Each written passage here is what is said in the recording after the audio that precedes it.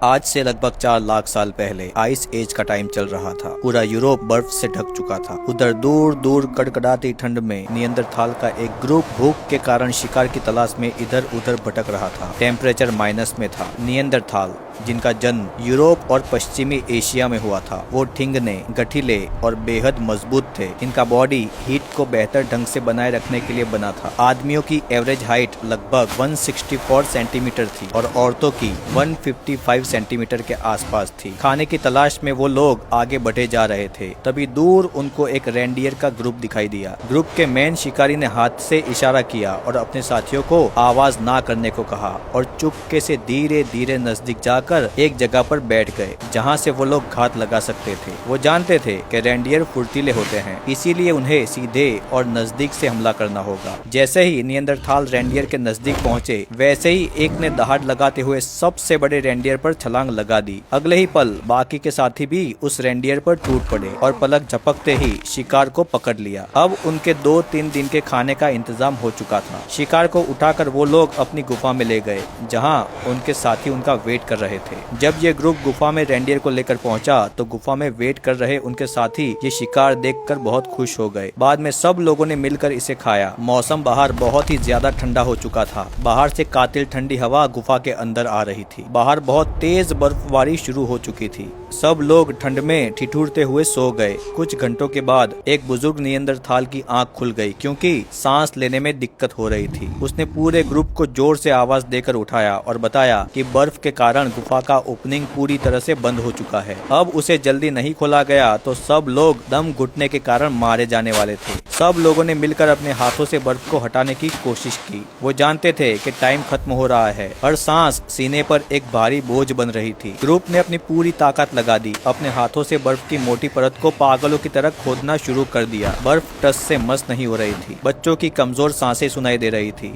ये अकेलापन और घुटन का एक ऐसा डर था जिसे उन्होंने पहली बार महसूस किया था। तभी एक नियंदरथाल ने बर्फ में एक छोटी सी दरार बना दी। तुरंत ठंडी हवा का पहला घातक झोंका अंदर आया। ग्रुप ने एक साथ जोर से सांस ली। उन्होंने मौत को टाल दिया था। धीरे धीरे नियंदरथाल्स ने गुफा का ओपनिंग पूरा खोल दिया था, जिसके कारण सब लोग अब बाहर निकलने लगे। तभी एक साइबर टूथ टाइगर ने अचानक छोटे से बच्चे पर झपट मारी और उसे लेकर भाग गया। सभी मर्द लोग उस टाइगर के पीछे उस बच्चे को बचाने के लिए भागे। तभी एक दूसरे साइबर टूथ टाइगर ने उन अकेले बुजुर्ग और औरतों वाले ग्रुप पर हमला कर दिया और एक औरत को घायल कर दिया और उसे लेकर घसीटते हुए भाग गया। सब लोग डर के मारे अब गुफा में छुप गए थे। उधर नियंदरथाल्स के इस ग्रुप ने बच्चे को बचाने के लिए टाइगर का दूर तक पीछा किया, पर वो बर्फीले जंगल में कहीं खो गया था। ग्रुप निराश होकर अपनी गुफा की तरफ बढ़ रहा था, पर उनको क्या पता था कि वहाँ भी एक औरत को शिकारी ने उठा लिया है। जैसे ही ग्रुप गुफा के पास पहुँचा तो अंदर से रोने की आवाजें आ रही थी। सब ने जब गुफा में जाकर देखा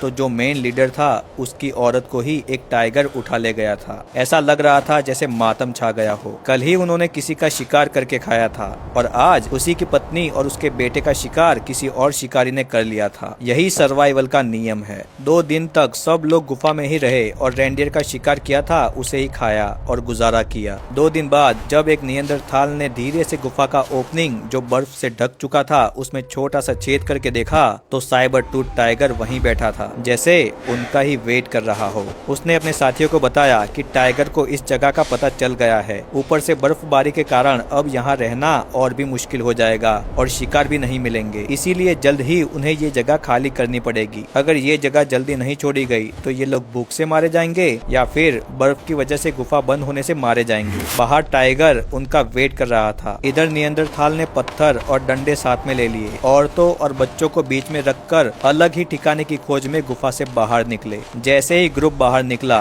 वैसे ही टाइगर चुपके चुपके शिकार करने के लिए उनके नजदीक आने लगा। इस बार भी टाइगर के निशाने पर एक बच्चा ही था, पर इस बार ग्रुप को भी पता था कि हमला होने वाला है। जैसे ही साइबर टूथ टाइगर ने अटैक करने की कोशिश की वैसे ही ग्रुप के सभी लोगों ने उस पर धड़ाधड़ पत्थर और डंडों से हमले शुरू कर दिए। किसी ने उसकी आंख में पत्थर मारा तो किसी ने उसके सर पर डंडा मारा। टाइगर ने भी एक नियंदरथाल का हाथ अपने जबड़े में पकड़ लिया, पर सब लोगों के हमले के कारण आखिरकार वो टाइगर मारा गया। जब ये टाइगर मारा गया तो सब लोगों ने टाइगर को खा के बचा हुआ मांस अपने साथ ले लिया ताकि आगे के सफर में भूख लगे तो खुद का पेट भरा जा सके। अब ये ग्रुप बर्फीले रेगिस्तान के बीच अकेला चलता जा रहा था। सफर काफी मुश्किल था, बर्फबारी काफी तेज हो रही थी, सबके पैर बर्फ में धंस रहे थे। ठंड के कारण अब उनकी आंखों के आसपास बर्फ जमने लगी थी। अब रात होने वाली थी और अभी तक कोई ऐसी जगह नहीं मिली थी जहां आराम से रहा जा सके। अगर रात को यही ठंड में सो गए तो शायद सुबह का सूरज नहीं देख पाएंगे। सब लोग थक चुके थे,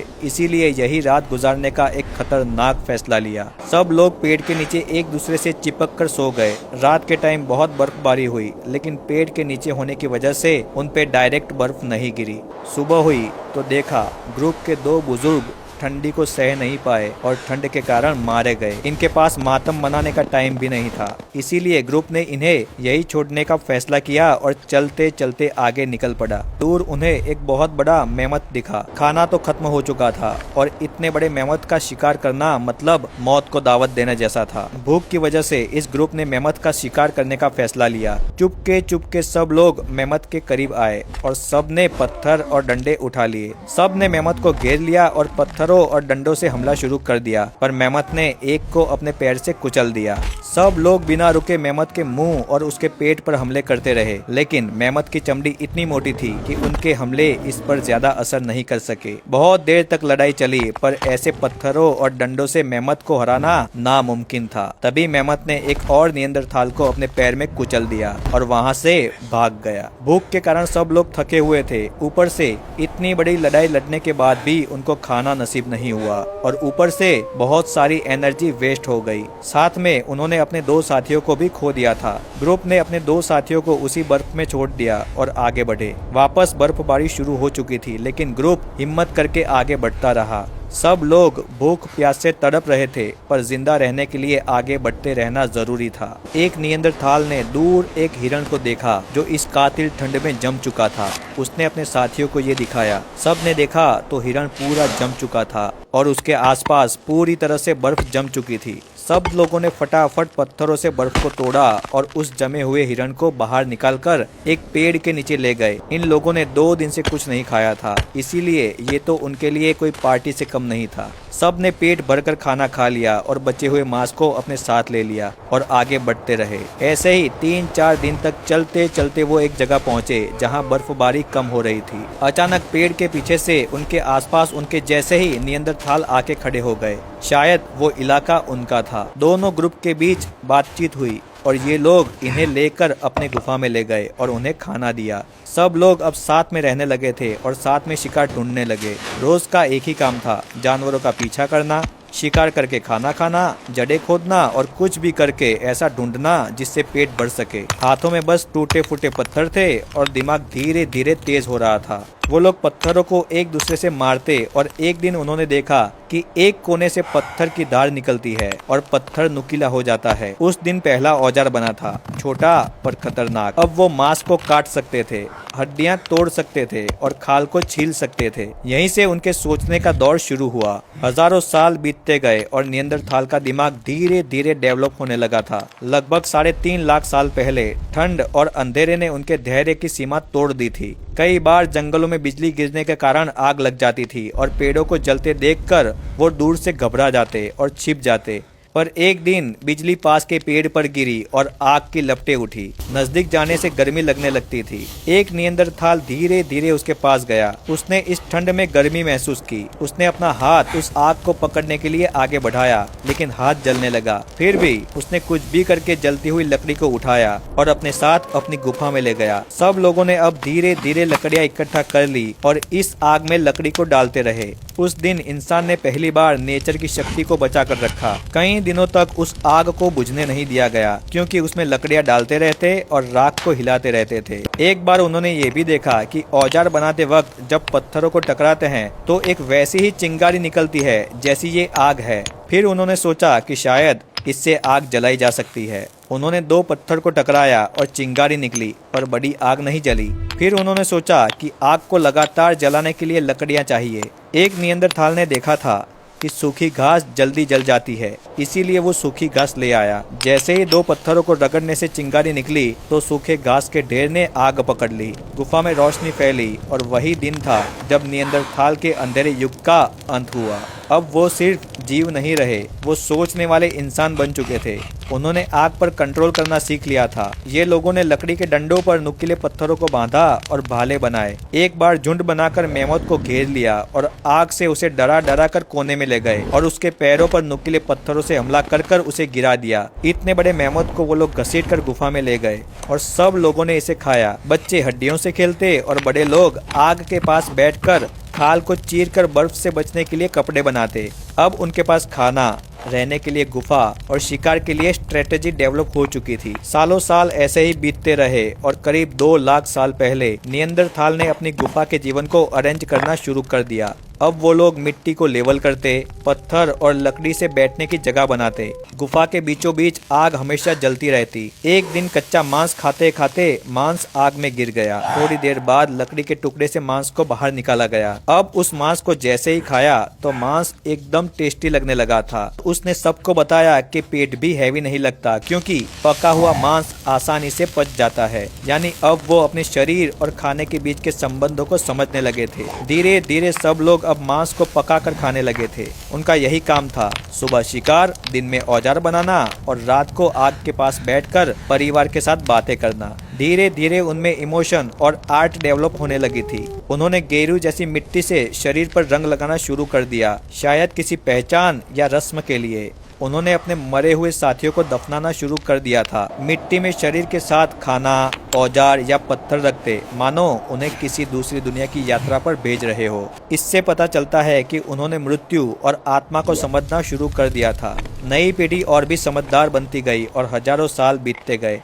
नियंदरथाल ने गुफा से बाहर निकलकर झोपड़ियां और तंबू बनाना सीख लिया था। वो लकड़ी और जानवरों की हड्डियों का इस्तेमाल कर ढांचा खड़ा करते और ऊपर से खाल डाल देते और पूरी झोपड़ी जैसा बना देते थे जिसमें आराम से रहा जा सके। अगर कोई बड़ा शिकारी अचानक हमला करे तो आग दिखाकर उन्हें भगा देते थे। आग जैसे उनकी जिंदगी बन गई थी। एक दिन उन्होंने एक बड़े राइनो को घेर लिया और उसे बर्फ में फिसला कर गिरा दिया। उसके गिरने के बाद उस पर हमला करके उसे मार गिराया। एक साथ शिकार करने का यही फायदा था कि वो बड़े से बड़े जानवर को आराम से मार गिरा सकते थे। सालों साल बीतते गए और नियंदरथाल डेवलप होते रहे। तकरीबन 45,000 साल पहले ये ग्रुप एक शिकार पर निकला था तो दूर उन्हें एक गुफा दिखी। ये ग्रुप धीरे धीरे इस गुफा के पास गया। गुफा से धुआं निकल रहा था क्योंकि उसमें आग जल रही थी। सब लोगों ने पेड़ के पीछे से पहले देखा कि कहीं कोई खतरा तो नहीं है, लेकिन देर तक इंतजार करने के बाद इसमें से निकले होमो सैपियंस जो हाइट में उनसे लंबे थे। दोनों ग्रुप के लोगों ने अब एक दूसरे को देख लिया था।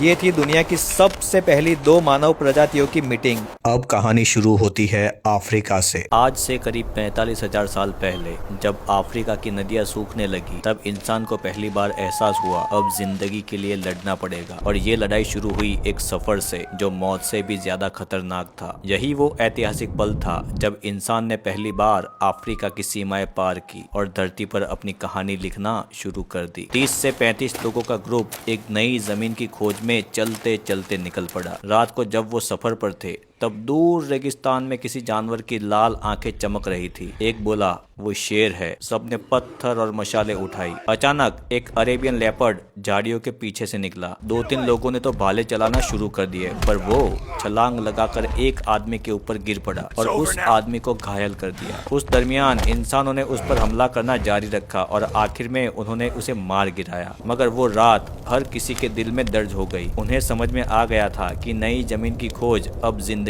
और मौत की जंग बन चुकी है। पर ये तो कुछ भी नहीं था। इनके साथ जो आगे होने वाला था वो इससे भी ज्यादा खतरनाक था। ये लोग ईस्ट अफ्रीका के हॉर्न ऑफ अफ्रीका इथियोपिया से निकले थे और रेड सी के पतले हिस्से से गुजर गए। उस वक्त समंदर का लेवल बहुत कम था, इसीलिए कुछ लोगों ने लकड़ी की छोटी राफ्ट बनाई और कुछ लोग पैदल ही निकल पड़े। जब वो समुद्र पार कर रहे थे तब अचानक तेज हवाएं चलने लगी, लहरें उछलने लगी और एक राफ्ट देखते ही देखते पलट गई और 2 आदमी लहरों में बह गए। बाकी लोगों ने रस्सी के सहारे एक दूसरे को पकड़ रखा और किसी तरह किनारे पहुंच गए। पहली बार इंसानों ने देखा कि समुंदर जितना खूबसूरत है उतना निर्दयी भी। समुंदर के उस पार था अरेबियन पेनिनसुला। ये था इंसानों का अफ्रीका के बाहर पहला कदम। जमीन अलग थी, हवा अलग थी और शिकार नए थे। छोटे गैजेल्स, वाइल्ड शीप और ड्राइड प्लांट्स। उन्होंने वहीं अपना कैंप बनाया और पहली बार अफ्रीका के बाहर आग जलाई। पर रात होते ही आग की रोशनी के चारों ओर रेगिस्तान की रेत में हलचल हुई। सैकड़ों स्कॉर्पियन और सैंड स्नेक बाहर निकल आए। औरतें बच्चों को उठाकर पीछे हटी। एक शिकारी ने मशाल उठाकर चारों ओर आग का गोला बना दिया। पहली बार आग सिर्फ गर्मी नहीं, प्रोटेक्शन भी बनी। धीरे धीरे अब वो लोग तुर्की और बाल्कन के पहाड़ी इलाकों को पार करते हुए पहली बार यूरोप की धरती पर पहुंचे। ये लोग बहुत गर्म जगह से आए थे, इसीलिए उन्हें चलते चलते ठंड लगने लगी थी। उन्हें अंदाजा नहीं था कि उनकी पतली स्किन बर्फीली ठंड में दम तोड़ने वाली है। उनके पास ना तो कंबल था, ना ही ठंड के सामने प्रोटेक्शन दे वैसे कपड़े। ठंड में ठिठुरते हुए वो लोग आगे बढ़ रहे थे। हिम्मत करके वो लोग चलते रहे और आगे बढ़ते रहे। आगे हवा इतनी ठंडी हो गई कि सांस लेना भी मुश्किल हो गया। दूर पहली बार उन्होंने सफेद जमीन देखी। वो लोग ये देखकर हैरान रह गए थे कि व्हाइट कलर की भी जमीन होती है, पर असल में वो बर्फ थी। उनकी पतली स्किन अब वो खतरनाक बर्फीली ठंड सह नहीं पा रही थी। उनके बालों पर अब बर्फ जमने लगी थी। सांस लेना भी मुश्किल हो रहा था। फिर 3-4 लोगों ने ठंड के कारण दम तोड़ दिया। ग्रुप अब निराश हो चुका था और अब पीछे लौटना भी नामुमकिन था, क्योंकि वो लोग बहुत दूर चले आए थे। चारों तरफ सिर्फ बर्फ और बीच में ये ग्रुप। ठंडी हवा सबकी छाती चिर रही थी। टेम्परेचर माइनस में था। अब अगर कुछ पहना नहीं या शेल्टर नहीं मिला तो कुछ ही घंटों में सब लोगों की मौत हो जाएगी। ये लोग ठंड से बचने के लिए एक दूसरे से चिपक चिपक के आगे बढ़ रहे थे। तभी रास्ते में एक नदी जमी हुई मिली। एक आदमी ने जैसे ही उस पर पैर रखा तो बर्फ टूट गई और वो बर्फीले पानी में गिर गया। बाकी लोगों ने उसे बचाने की कोशिश की, पर ठंड इतनी थी कि उसकी सांसें जमने लगी। किसी तरह उसे बाहर खींचकर निकला गया, मगर वो फिर भी नहीं बच पाया। ये पल ने सबको याद दिलाया कि ये धरती किसी को नहीं बख्शती। और एक नौजवान ने दूर से एक गुफा देख ली और उसने सबको बताया कि फटाफट वहाँ चलो, वरना थोड़े टाइम के अंदर ही सब लोग ठंड से मारे जाएंगे। ठंड से बचने के लिए सब लोग भागकर गुफा के अंदर घुस गए और लकड़ियाँ इकट्ठा करके आग जला दी। गुफा में वो ठंडी हवाओं से तो बच गए थे। सब लोग एक दूसरे से बातें करने लगे कि अगर ये गुफा ना मिलती ना तो शायद सब लोग मारे जाते। उन्हें अब पता चल गया था कि ठंडी में ये आग ही है जो उनकी जान बचा सकती है। उन्होंने गुफा में कैंप लगाया, लेकिन वो गुफा के बाहर ध्यान से देखना भूल गए कि गुफा की दीवारों पर खरोंचें थी। उन्हें क्या पता था कि गुफा के अंदर एक बहुत बड़ा भालू सोया हुआ है। सब लोग आराम से अब सो रहे थे। तभी गुफा के अंदर से एक गरज गूंजी और सब उठ गए। तभी बिजली की तरह भालू ने एक आदमी पर अटैक कर दिया और उसे पटक कर उसे खाने की कोशिश करने लगा। उसके साथियों ने पत्थर का भाला भालू के मुंह में घुसा दिया। भालू ने आखिरी दहाड़ मारी और गिर पड़ा। पूरा ग्रुप घबराया हुआ था और अपने घायल साथी को सहारा दे रहा था। धीरे धीरे रात बीत गई और सुबह हो गई। ये पहली रात थी कि कोई भी डर के कारण सोया नहीं था। अब सब लोग गुफा के बाहर निकले, पर गुफा के बाहर बर्फीली हवाएं चल रही थी। आसमान धुंधला था और सूरज दिखाई भी नहीं देता था। सब लोग वापस गुफा में घुस गए। कुछ दिनों तक तो उन्होंने उसी भालू को खाया, पर उन्हें लगा कि ऐसे तो खाना भी खत्म हो जाएगा और ठंड के कारण मारे भी जाएंगे। पर किसी की हिम्मत नहीं हुई कि उस ठंडी में गुफा के बाहर निकले। पर जैसे ही खाना धीरे धीरे खत्म हो रहा था, तब कुछ लोग हिम्मत करके खाने की तलाश में गुफा से बाहर निकले। बाहर निकल के देखा तो घाटियों में सिर्फ बर्फ की चादरें फैली थी, लेकिन साइड में कुछ परछाइयां पेड़ों के बीच से गुजर रही थी। ये इंसानों जैसी दिखती थी, पर थोड़ी अलग। उनके शरीर मोटे, गर्दन छोटी और चेहरे चौड़े थे। वो थे निएंडरथाल्स, इस बर्फीली दुनिया के असली मालिक। निएंडरथाल्स ने भी उन्हें देखा। पहली मुलाकात में दोनों लोग डर गए। कई घंटों तक दोनों एक दूसरे को दूर से देखते रहे, लेकिन भूख, ठंड और जिज्ञासा ने डर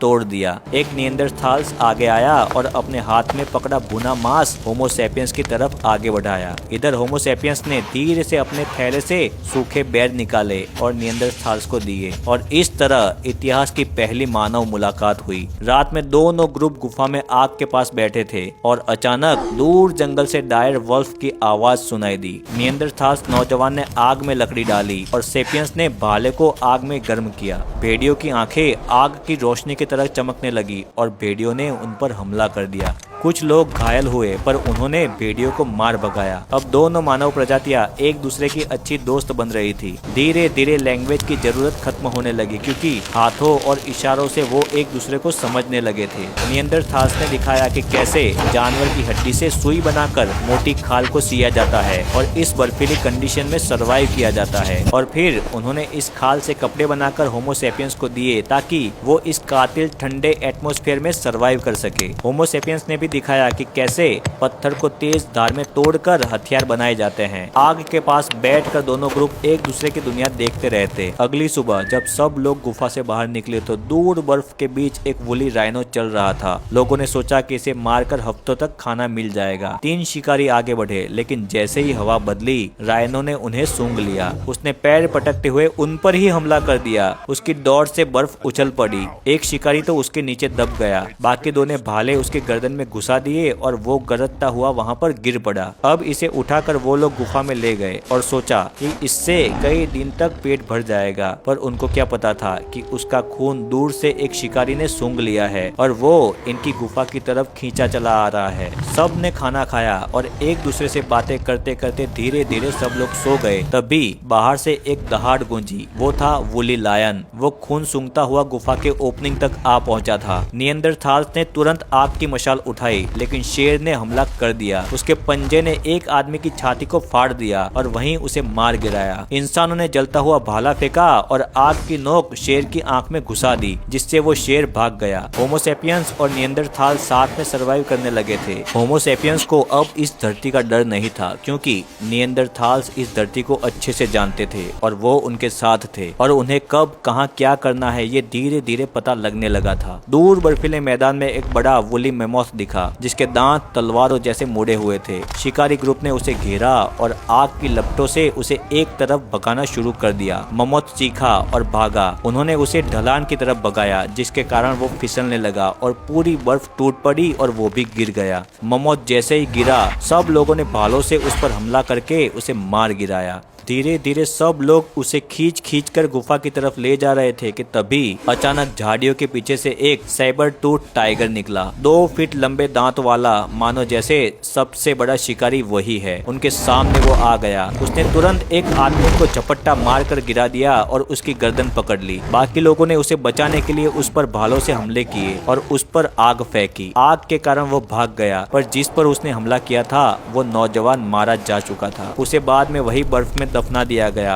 और बड़े मेमोथ को खींच खींच कर गुफा में लाया गया। वहाँ कई हफ्तों तक उसे पकाकर खाया गया। महीने बीतते गए और निएंडरथाल्स और होमो सेपियंस अब एक दूसरे के साथ रिश्ते बांटने लगे। निएंडरथाल्स औरतों ने होमो सेपियंस पुरुषों से बच्चे पैदा किए। वो बच्चे अलग थे, चेहरे निएंडरथाल्स जैसे और दिमाग होमो सेपियंस जैसा। ये वही बच्चे थे जो फ्यूचर में पूरी मानव जाति के खून में घुल जाने वाले थे। आज हर यूरोपियन और एशिया के डीएनए में लगभग 1 से 2% निएंडरथाल्स के जीन है। ये इन्हीं संबंधों की देन है। धीरे धीरे उन्होंने इस ठंडी दुनिया में रहना सीख लिया और अपनी पॉपुलेशन बढ़ाई। निएंडरथाल्स और होमो सेपियंस मिलकर शिकार करने लगे। अब उनके पास नए हथियार थे, पत्थर की धारदार ब्लेड, हड्डी की सुई, जानवरों की नसों से बनी रस्सियां। अब सिर्फ वो शिकार नहीं करते थे, गुफा में अपनी कला भी सजाते थे और आग को हर तूफान में जिंदा रखते। धीरे धीरे ये छोटे ग्रुप घाटियों और गुफाओं में बस्ती बसाने लगे। हर एक बस्ती में 30 से 40 लोग रहते। ठंड में गुफा में रहते और गर्मियों में खुले मैदान के पास झोपड़ियों में रहते। हर गुफा की दीवारों पर अब उन्होंने जानवरों के पेंटिंग बनाना शुरू कर दिए। उनका मानना था कि ऐसे जानवरों को ड्रॉ करने से डर नहीं लगेगा। समय गुजरता गया और निएंडरथाल्स की संख्या कम होने लगी। बीमारियां, ठंड और बदलता मौसम उन्हें धीरे धीरे मिटा रहा था। आखिरी बार सिर्फ एक निएंडरथाल्स बर्फ में अकेला बैठा था। उसका पूरा कबीला मर चुका था। होमो सेपियंस में से एक उनके पास गया और उसकी हथेली में आग के कोयले रखे और बोला, ये आग अब हमारी है। लगभग 40,000 साल पहले निएंडरथाल्स पूरी तरह से विलुप्त हो गए, पर उनके बच्चे जो होमो सेपियंस से जन्मे थे वो बचे रहे। उन्होंने आगे चलकर यूरोप की पहली सभ्यता बनाई। ये थी होमो सेपियंस और निएंडरथाल की कहानी। वीडियो अच्छा लगा हो तो वीडियो को लाइक करना, चैनल को सब्सक्राइब करना। Thank you.